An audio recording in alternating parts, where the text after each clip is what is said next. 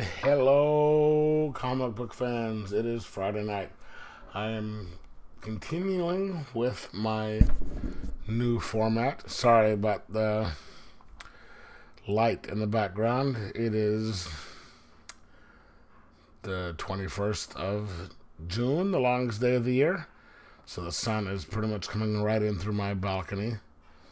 So it's kind of weird. I'd have to wait until midnight, 1 o'clock in the morning to do these reviews before the sun is out of the thing. So I'm going to have to deal with it.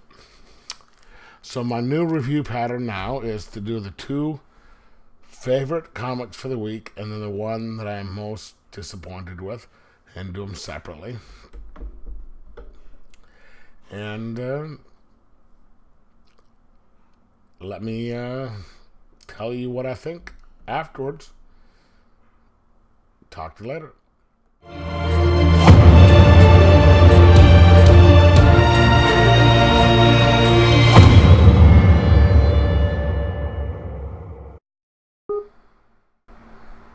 And happy Friday night.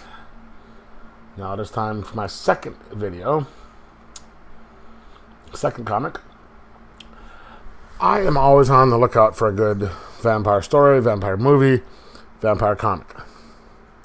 The last few that I've read, I just haven't dug until about 6 months ago, when I picked up Dark Red #1. This week had Dark Red #6. The beginning of a new story arc. This was the first time reading this was the first time I'd ever heard the name Tim Seeley. I had read his stuff before because I know I think he either created or wrote Hack Slash, and I'm also reading Hack Slash versus The Crow. And I've probably read his other stuff, but this is the first time I've become aware of him as an artist. Now this series is very fun. It's set in a small town about a vampire that works in a convenience store. So he's kind of a working class dude. The overnight shift, obviously, and he's got his little territory. He subsists off of a friend of his who is this young girl who has some disease who produces too much blood. He told her who he was. She's like, "Oh, cool." So it's helpful to him. He gets the feed. It helps her. He helps her with her affliction and health and all that. And then the shit starts where she has to goes up against a bunch of like Nazi vampires, like neo-Nazi vampires, which is weird. Okay. Now this is #6 here, starts a new storyline.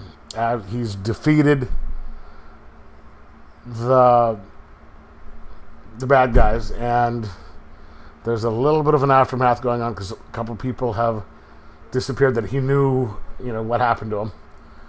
But there are also, from what you're hearing, is there are other people who have disappeared, and the town is, losing tourists and stuff because of some of the disappearances. And dude is getting his hours at the store cut, so he needs money. And he's out one night and sees a were animal. It's not really a werewolf, but it's a were animal, and it starts to set up this whole new story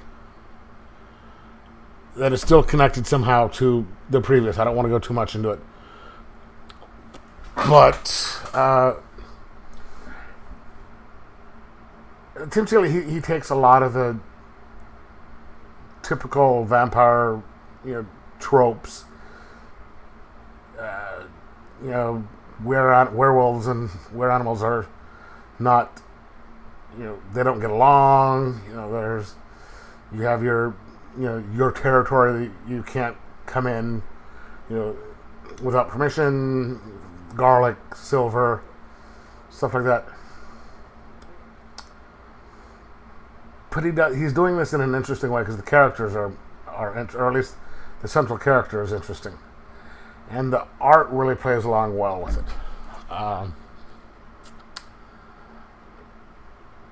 This is the first vampire comic that I've read for more, aside from the some of the Lost Boys miniseries, Lost Boys, that I've read for more than 2 issues.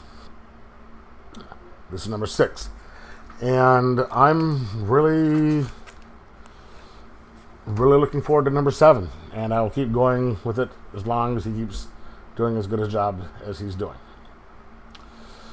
So this one leaves off, with him having to deal with this were animal woman and being responsible for this, were animal child, and a hunter in town. And it's weird, kind of like, it sounds like it's kind of an MS-13 type Central American gang, but of, were animals, werewolves. And this looks like it's going to be pretty good. So pick up the series, catch up if you like horror, vampire stuff, because Tim Seeley is doing a very good job.